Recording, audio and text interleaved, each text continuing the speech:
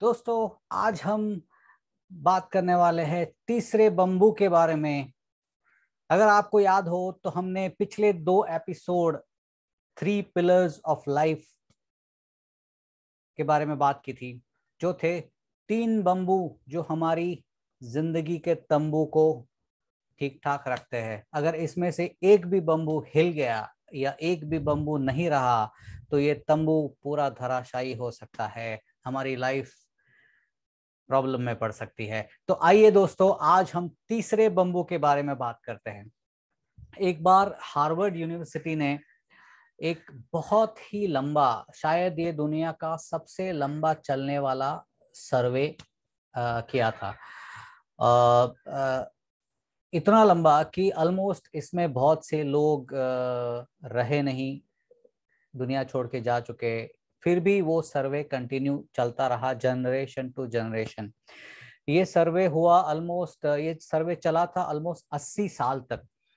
और इसमें कुछ 724 लोगों को चुना गया था इस सर्वे के लिए, और उनकी जिंदगी को बहुत गौर से ऑब्जर्व किया गया था। उसकी जिंदगी के हर पहलू को बहुत गौर से ऑब्जर्व किया गया था, right from the childhood till the person reached 80 years of age. यानी सारे अलग अलग एजेस पे थे, लेकिन मैक्सिमम 80 ईयर्स का जो पर्सन था उसको भी इसमें इन्वॉल्व किया गया था। जब बच्चे थे तो उनके माँ बाप से हेल्प ली गई थी, जब जवान हुए तो उनसे खुद से हेल्प ली गई थी। सर्वे में बहुत सारे क्वेश्चन पूछे जाते थे उनको, उनकी जिंदगी के हर पहलू के बारे में, चाहे वो फाइनेंस हो, चाहे वो पर्सनल लाइफ हो, चाहे वो प्रोफेशनल लाइफ हो, कोई भी एरिया हो, उसके बारे में उनसे सर्वेयर्स या साइंटिस्ट जो थे वो उनसे मिलते थे और अलग अलग सवाल करते थे उनसे, जैसे हमने कहा अलग अलग पहलू के बारे में,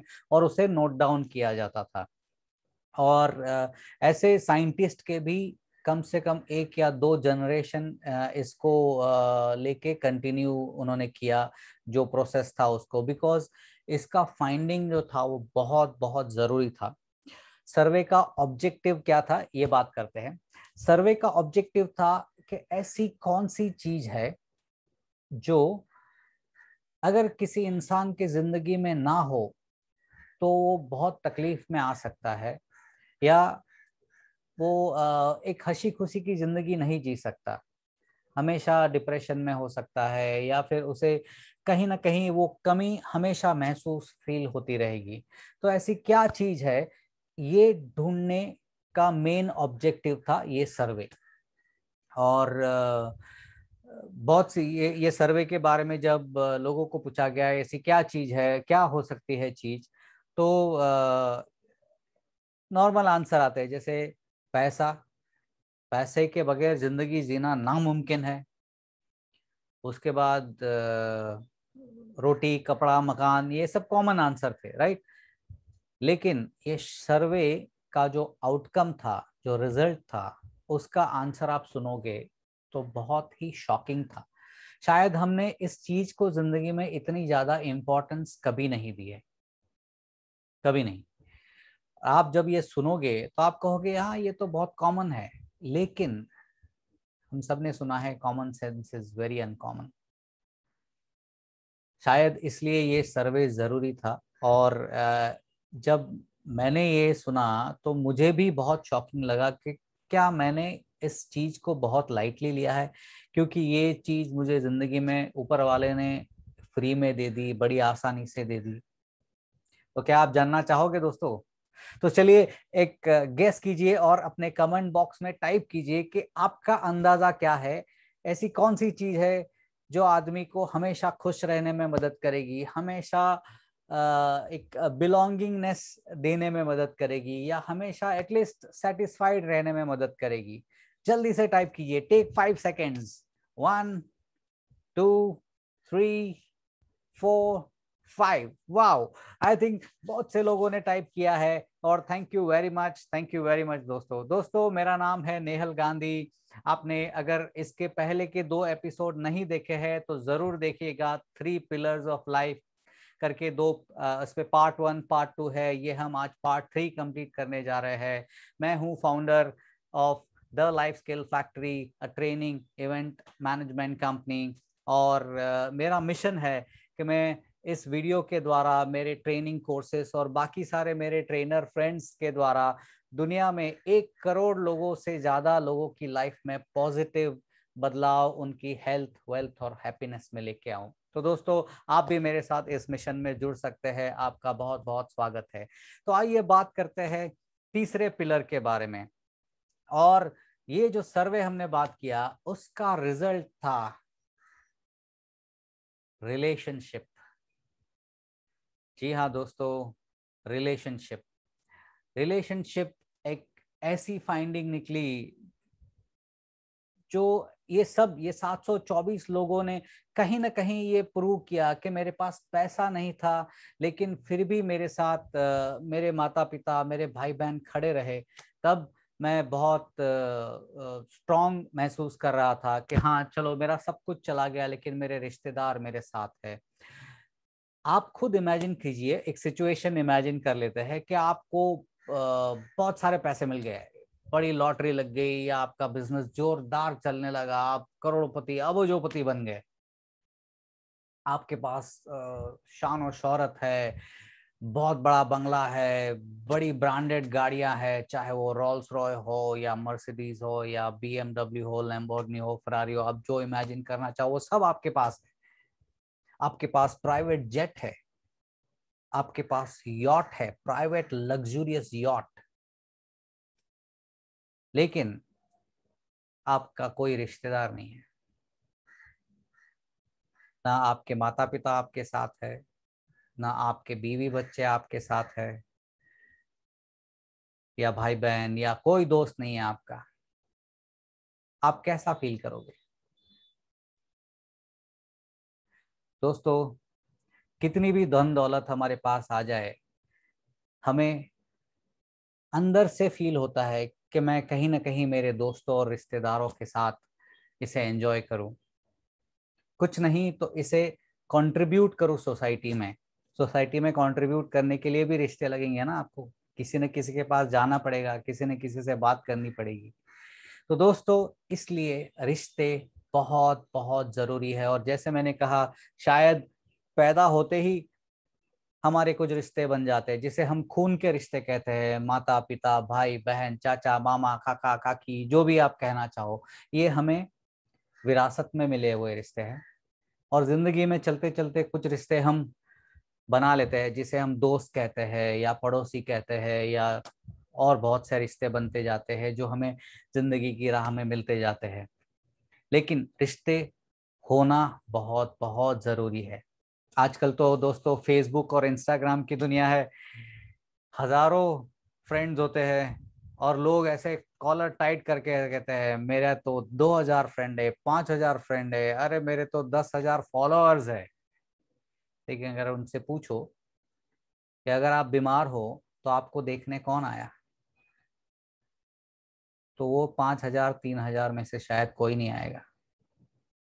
और आएंगे तो शायद आपके खून के रिश्तेदार या आपके दोस्त या अड़ोसी पड़ोसी आ सकते हैं। दोस्तों, इसलिए जिंदगी में रिश्ते और हेल्दी रिश्ते बहुत मायने रखते हैं। तो आइए दोस्तों, ये समझते हैं कि रिश्तों का महत्व क्या होता है और हेल्दी रिश्ते कैसे हम रख सकते हैं। तो आप एक हेल्दी रिलेशनशिप किसे कहेंगे दोस्तों? जल्दी से टाइप कीजिए, एक हेल्दी रिलेशनशिप होने के लिए क्या क्या जरूरी है। कमेंट में फटाफट शॉर्ट में टाइप कीजिए क्या क्या जरूरी है। Thank you, thank you. मेरे हिसाब से कुछ 4 या 5 पॉइंट या 6 पॉइंट ऐसे मैं शेयर करना चाहूंगा जो मुझे लगा कि रिश्ते निभाने के लिए या एक हेल्दी रिश्ता होने के लिए ये बहुत बहुत जरूरी है, जो मैंने इम्प्लीमेंट किए हैं अपने अपने रिलेशनशिप में। चाहे वो मेरी पत्नी के साथ रिलेशनशिप हो, बच्चे हो या माता पिता हो या कोई भी रिश्तेदार हो, उनके साथ ये अगर 5 या 6 चीज कम से कम हम कर ले तो हमारा रिश्ता हमेशा हेल्दी रह सकता है।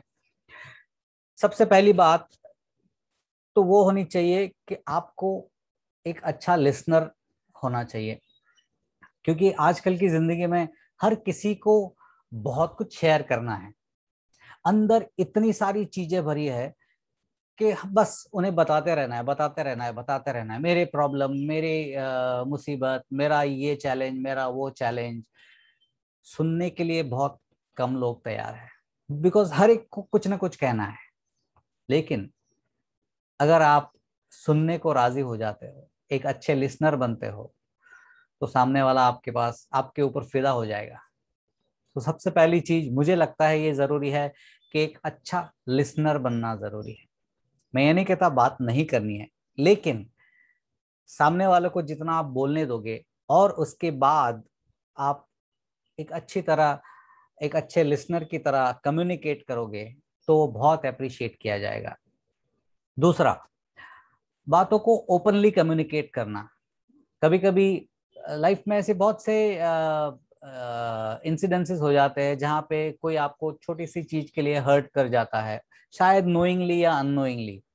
लेकिन अगर आप उस रिश्ते की अहमियत जानते हो या उस रिश्ते को बनाए हुआ रखना चाहते हो, तो जो भी आपकी फीलिंग है सामने वाले को ओपनली कम्युनिकेट करे कि दोस्त देख, तेरे ये बात करने से मुझे बहुत हर्ट हुआ, अच्छा नहीं लगा। तो शायद अगर वो सामने वाले व्यक्ति ने अननोइंगली किया हो तो मान जाएगा अपनी गलती, और शायद सॉरी सॉरी भी कह देगा आपको, और आपका रिश्ता वापस जैसे है वैसे हंसता खेलता हो जाएगा। तो कम्युनिकेट करना बहुत बहुत जरूरी है। अगर उस हर्ट को आपने दिल में दबा के रखा और बदला लेने की भावना की, या फिर उसके बारे में कहीं ना कहीं गलत सोचने लगे, तो ये रास्ता नजदीक आने की जगह दूर होता जाएगा। तो दोस्तों, communication is very very important. जो भी है आपके मन में, आप उसे अच्छी तरह से कम्युनिकेट कीजिए।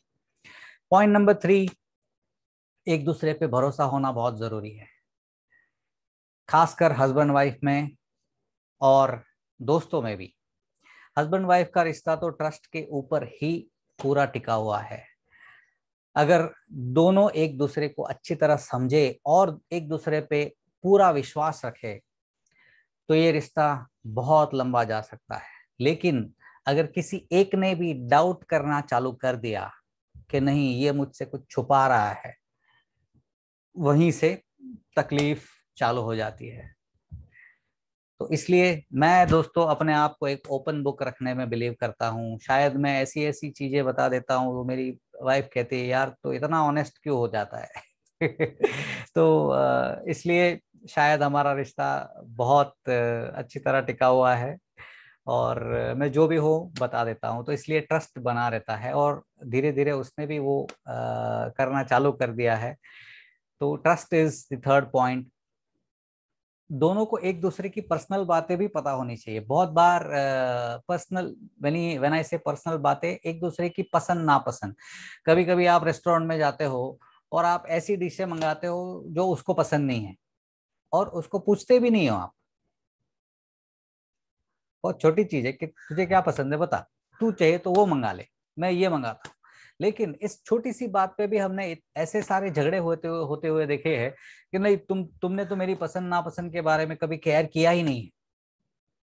तो ये बहुत छोटी सी चीज है, तो इसे थोड़ा सा जान लीजिए, उसे केयर दिखाइए, और एक दूसरे की पसंद नापसंद को एक्सेप्ट कीजिए। दोनों अलग अलग है, दोनों की पसंद भी अलग अलग हो सकती है। तो ये था पॉइंट नंबर 5। और दूसरा था, एक दूसरे के साथ खेले, एक दोस्त की तरह बन जाए। अगर हस्बैंड वाइफ है तो, अगर दोस्त है तो ऑब्वियसली एक दूसरे के साथ खेलना, घूमना फिरना, रिलैक्स करना, एक दूसरे की बातें शेयर करना, पढ़ना और कहानियां सुनाना, गेम्स खेलना, या इवन हस्बैंड वाइफ है तो घर काम में हाथ बटाना भी बहुत जरूरी है। आजकल की फैमिली न्यूक्लियर फैमिली हो गई है दोस्तों। पहले जैसा जॉइंट फैमिली नहीं है जहाँ पे बहुत सारे लोग एक साथ रहते हैं, हर काम में हर कोई एक दूसरे का हाथ बटा देता है। अभी वो फैमिली छोटी हो के सिर्फ 2 3 या 4 लोगों की फैमिली हो जाती है। और अगर उसमें, अगर आपने एक दूसरे का हाथ नहीं बटाया, तो दोस्तों ये रिश्ता, मैं गारंटी लेके कह सकता हूँ, आगे नहीं बढ़ सकता है। तो ये थी 5 या 6 महत्वपूर्ण चीजें जो मेरे हिसाब से है। आपके हिसाब से और भी बहुत कोई चीजें इंपॉर्टेंट हो सकती है। अगर ऐसा कोई चीज, जो ऐसा कोई पॉइंट जो मैंने मिस कर दिया हो, मैं आपको इनवाइट करता हूँ कमेंट बॉक्स में डालिए, उसमें ऐड कीजिए, और मुझे भी नए कुछ मुद्दे या नए कुछ पॉइंट सीखने का मौका दीजिए। मैं गुजारिश करता हूँ कमेंट बॉक्स में जरूर डालिएगा। तो दोस्तों, ज्यादातर रिलेशनशिप टूटने के मैंने जो रीजंस देखे हैं, और मैं एक बहुत बड़ा लेसन सीखा हूँ, जो कई साल पहले मैंने एक प्रोग्राम अटेंड किया था और मेरे कोच, मेरे गुरु ने मुझे वो सिखाया था। मैंने कुछ मेरे प्रॉब्लम शेयर किए थे, और तब उन्होंने मुझे कहा था कि नेहल, अगर तू अपना रिश्ता ऐसा सोच के चला रहा है कि लाइफ हमेशा, हस्बैंड वाइफ की लाइफ 50-50 रिस्पॉन्सिबिलिटी पे टिकी हुई होती है, तो मैंने कहा हाँ, हर कोई वही कहता है और मैं भी शायद वही मान के चलता हूँ। तो बोलता है क्या सब कुछ ठीक ठाक चल रहा है? मैं बोला हाँ, वैसे तो कोई प्रॉब्लम नहीं है, लेकिन छोटे मोटे ऐसे ये होते रहते हैं, जो हम रूठना मनाना कहते हैं, वैसा होते रहता है। तो उन्होंने बोला क्या तू इसको नेक्स्ट लेवल पे लेके जाना चाहता है? बोला क्यों नहीं, अगर मेरा रिश्ता ऐसा हो जाए जिसमें खुशियां ही खुशियां हो, तो कौन नहीं चाहेगा। तो उन्होंने एक मुझे फॉर्मूला बताया। वो बोला 50-50 वाला फॉर्मूला भूल जा। बोला तो क्या करने का? तो लोग 50-50 नहीं तो क्या 80-20, 70-30 क्या करे? तो वो हंस पड़े और बोले 100-100 का फॉर्मूला अपना। और ये फॉर्मूला जब मैंने अपनाना चालू किया दोस्तों, लाइफ हैज बीन स्मूथ, जैसे मक्खन बोलते हैं ना, वैसी हो गई है। और रिश्ते में कड़वाहट हाँ छोटी मोटी होती रहती है, वो मैं मानता हूँ कि वो जरूरी है, कि चलो एक रात को कुछ हुआ, रात गई बात गई, दूसरे दिन वापस जैसे थे वैसे हो गए, तो वैसा होते रहता है। लेकिन जो बड़े बड़े प्रॉब्लम आने की पॉसिबिलिटीज थी, वो बिल्कुल नेस्तो नाबूद हो गई है। और अगर आपने ये समझ लिया, तो मैं आपको भी गारंटी देता हूं कि रिश्ते में कभी किसी तरह का प्रॉब्लम नहीं आएगा। तो समझते हैं 100-100 फॉर्मूला क्या है। 100-100 यानी जैसे हस्बैंड वाइफ अगर रहते हैं तो कहते हैं कि हाँ, पैसे, हस्बैंड कहेगा पैसे कमाने कमाने की जिम्मेदारी मेरी है और घर चलाने की जिम्मेदारी तेरी है। घर चलाने में आ जाता है कपड़े धोना, बर्तन मांजना, खाना पकाना, बच्चों को संभालना, उसे स्कूल ले जाना, उसका होमवर्क कराना, या फिर कपड़े इस्त्री में देना, बहुत सारे सब्जियां खरीदना, ग्रोसरी खरीदना, ये सब आ जाता है। करेक्ट? तो ये 50-50 का फंडा होता है। और ऐसे फंडे में अगर कोई बीमार हो गया या अगर कुछ भी हो गया, तो क्या होगा? अगर सपोज हस्बैंड हस्बैंड का जॉब चला गया, क्या शांति रह पाएगी घर में? नहीं हो पाएगी दोस्तों। ये बहुत से घरों में देखा गया है। और इसलिए ये 50-50 को अगर 100-100 कर दिया जाए, 100-100 का सिंपल मतलब ये है कि जितने आप जिम्मेदार हो उतना मैं जिम्मेदार हूँ, जितनी मेरी पत्नी जिम्मेदार है उतना ही मैं भी जिम्मेदार हूँ। अगर खाना वो पकाती है तो मुझे भी पकाना आना चाहिए। अब अगर कपड़े वो धोती है तो कपड़े मुझे भी धोना आना चाहिए। बर्तन वो धोती है तो मुझे भी धोना आना चाहिए। पैसे मैं कमाता हूं तो उसे भी पैसे कमाना आना चाहिए। नहीं आता है तो सीखना पड़ेगा। दोस्तों, हमने कोरोना काल में बहुत से ऐसे इंसिडेंट्स देख लिए। बहुत से ऐसे रिश्ते थे जो दूर थे, वो नजदीक भी आ गए। लेकिन ऐसे बहुत से किस्से भी सुनने में आए जो ये 50-50 के फंडा में जीते थे। और हस्बैंड ने बोला अभी तो मेरा वर्क फ्रॉम होम है और मैं काम में बिजी रहूंगा, तो तू ये कर। और आप ये भी जानते थे कि कोरोना काल में काम वालियां भी आना बंद हो गई, तो जो काम काम वाली करती थी वो भी आपकी बीवी को करना पड़ा, उनकी बीवी को करना पड़ा। और अगर हस्बैंड लैपटॉप पे बैठा बैठा उंगलियां घुमा रहा है और बीवी बेचारी कपड़े धो रही है, बर्तन कर रही है, झाड़ू पोछा लगा रही है, 4 टाइम का खाना बना रही है। पहले तो चलो आप बाहर चले जाते थे तो चाय वाय का इतना प्रेशर नहीं होता था। अभी तो सुबह का ब्रेकफास्ट, दोपहर का खाना, हाई टी और डिनर, और सब घर में है तो फिर फरमाइश पे फरमाइश होती है। तो इमेजिन कीजिए कितना प्रेशर होगा। तो उन लोगों के रिश्ते लिटरली टूटने पे आ गए, और कहीं कहीं पे तो डाइवोर्सेस भी हो गए, जो इस सिचुएशन को एडजस्ट नहीं कर पाए। लेकिन जो 100 वाले लोग थे, जो उठ के कचरा पोछा करने लगे, जिन्होंने कभी झाड़ू हाथ में नहीं पकड़ी थी, पोछा किया नहीं था, बर्तन मांजा नहीं था, या खाना भी पकाया नहीं था, उन लोगों ने एक जोश के साथ आके कहा कि मैं भी करूंगा तेरे साथ, मैं भी तेरा हाथ बटाऊंगा। तो दोस्तों इमेजिन कीजिए वो फैमिली कितनी खुशहाल हो गई होगी, क्योंकि बीवी को देखा, बीवी ने देखा कि वाह, अगर ऐसा हस्बैंड सबको मिल जाए तो सबकी जिंदगी संवर जाए। स्वाभाविक है दोस्तों, अगर आप किसी की हेल्प करते हो, छोटी से छोटी हेल्प भी बहुत अप्रिशिएट होती है। और अगर जहाँ पे फिंगर पॉइंटिंग होता है कि नहीं ये तो तेरी जिम्मेदारी है या ये मेरी जिम्मेदारी है, जिम्मेदारियां लेना बहुत जरूरी है, मैं ना नहीं कहता। कॉर्पोरेट वर्ल्ड में तो ये बहुत क्लियरली डिफाइंड होता है, लेकिन हम कॉर्पोरेट वर्ल्ड की तरफ नहीं जा रहे, हम पर्सनल रिश्तों की बात कर रहे हैं। और घर में कॉर्पोरेट वर्ल्ड को लाया नहीं जाता है। घर में आप एक साधारण इंसान हो, आप एक हस्बैंड हो, आप एक सन हो, आप एक पिता हो, वहां पे कोई डेजिग्नेशन नहीं चलता है। तो इसलिए आपको 100 का अप्रोच अगर आपने ले लिया तो जिंदगी बड़ी खुशहाल हो जाएगी दोस्तों। आप देखोगे कि आपकी बीवी एक दिन आके कहेगी चलो मैं भी आपका हाथ बटाती हूँ पैसे कमाने में, और उस दिन शायद आप 7वें आसमान पे होंगे।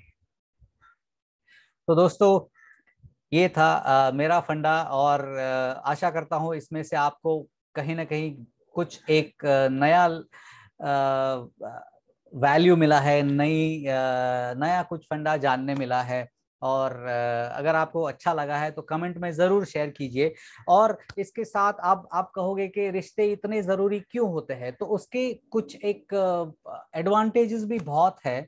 हमने देखा है कि जो आदमी रिश्तों से भरा हुआ है, जिसके बहुत सारे रिश्ते हैं, सोशल कनेक्शन में बहुत स्ट्रांग है, वो बहुत कम स्ट्रेस में रहेगा। सबसे पहली चीज, वो बहुत कम स्ट्रेस में रहेगा। उसे हमेशा कहीं ना कहीं से मॉरल सपोर्ट मिलता रहेगा, कहीं ना कहीं से, मैं अच्छे रिश्तों की बात कर रहा हूँ, कहीं ना कहीं से उसे किसी न किसी की मदद मिलती रहेगी। दूसरा, अगर वो बीमार हो जाता है तो जल्दी ठीक हो जाएगा, क्योंकि अकेला आदमी जब बीमार होता है तो उसे अपने आप को याद रखना पड़ता है कि दवाई लेनी है, टाइम पे लेनी है। और वो थोड़ा बिकॉज ऑफ लोनलीनेस, एक अंदर अनहैप्पीनेस होता है, वो उसे हील जल्दी नहीं करने देता। लेकिन अगर आपके साथ आपके रिश्तेदार है, चाहे बीवी हो, हस्बैंड हो, माँ हो, पिता हो, भाई हो, बहन हो, वो अगर आपको याद कराता है कि आपको दवाई ये टाइम पे लेनी है, आपको ये खाना खाना है, आपको ये जूस पीना है, आपको इसके साथ एक्सरसाइज करनी है, तो आपको जीने का जोश वापस आएगा, आपका हीलिंग जल्दी होगा। तो दोस्तों ये था। दूसरा था, फिजिकली आप हेल्दी रह सकते हो, क्योंकि आपको जिंदगी के मजे और जीने हैं, आपको दोस्तों के साथ, रिश्तेदारों के साथ और घूमना है, फिरना है, एंजॉय करना है। आप और जीना चाहोगे तो आप फिजिकली फिट रहने का भी एक आप में उत्साह रहेगा, आप एक्सरसाइज करोगे, आप अपने आप की केयर करोगे। पॉइंट नंबर 4, आप ज्यादा जियोगे। जी हाँ दोस्तों, ये देखा गया है कि जिसके रिश्ते बहुत अच्छे होते हैं वो लंबा जीते हैं। इसका एक बहुत सही उदाहरण जापान में एक ओकिनावा करके सिटी है, जहाँ पे लोग 110 115 ऐसा आराम से जीते हैं। आप कहोगे 110 115? जी हाँ, और इसके ऊपर एक बुक भी लिखी गई है, जिसके बारे में मैं अगले वीडियो में बताऊंगा, क्योंकि अगर यहाँ बताऊंगा और लंबा हो जाएगा वीडियो। उसका नाम है इकिगाई। इकिगाई एक ऐसा कंसेप्ट है, ऐसी फिलॉसफी है जो आदमी को लाइफ का पैशन और पर्पस ढूंढने में मदद करती है। तो ये बहुत जबरदस्त तरीका है, और इस तरीके से वो अपनी पूरी लाइफ को डिजाइन करते हैं और जीते हैं। और उससे भी ज्यादा दोस्तों, जब हमें पर्पस मिल जाता है तो और कुछ जरूरी नहीं लगता है। हमारे रिश्ते, हमारा व्यवहार, हमारा प्रोफेशन, हमारा पर्सनल लाइफ, सब कुछ अलाइन हो जाता है, क्योंकि आपको जिंदगी का मकसद मिल गया, आपको जिंदगी का हेतु पता चल गया। तो दोस्तों ये था हमारा तीसरा पिलर। अगर आपने अमिताभ के वो डायलॉग को बार बार याद किया तो आप ये तीन बम्बुओं को, तीन पिलर को कभी नहीं भूलोगे कि जिंदगी का तंबू तीन बम्बुओं पे खड़ा है। सबसे पहला सेहत, दौलत और रिश्ते। ये तीन बम्बू अमिताभ ने नहीं बोले थे, लेकिन मेरे हिसाब से ये तीन बम्बू बहुत जरूरी है। इसे हमेशा याद रखिएगा और हमेशा एंजॉय करते रहिएगा। अगर आपको मेरा ये वीडियो पसंद आया है तो कमेंट, शेयर और लाइक जरूर कीजिएगा। Thank you, thank you, thank you.